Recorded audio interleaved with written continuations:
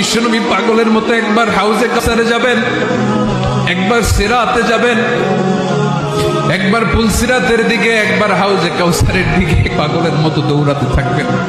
তার কোনো গুনাহগার উম্মত যাতে জাহান্নামে ঢুকে না যায়। সেদিন কেউ সুপারিশ করতে পারবে না বিশ্বনবী ছাড়া। এজন্য 5 নম্বর আল্লাহ বললেন, মান যাল্লাযী ইয়াশফাউ ইনদাহু ইল্লা বিইযনিহি। কার সাহস আছে, কার এত বড় বুকের পাটা কিয়ামতের কঠিন দিন আল্লাহর সামনে দাঁড়িয়ে সুপারিশ করবে?